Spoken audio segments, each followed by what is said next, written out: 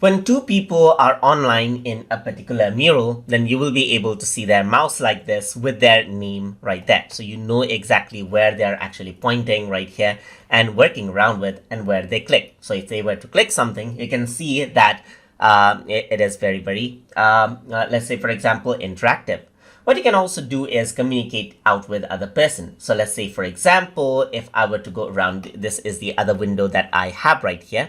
So as I actually move around my mouse, you can see that the other person will be able to see just like this. So if you want to communicate out with them, so what you can do is you can go around and go to chat as well. So you can say something like, hello there, how are you right here?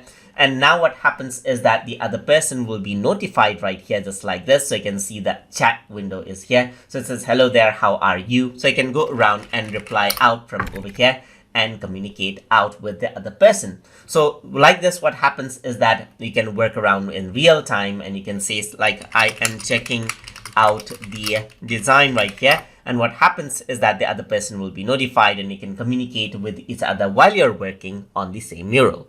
And that is how you can utilize the chat feature inside of Mural. So hope you guys learned something as always. And as always, please like, comment, share, and subscribe.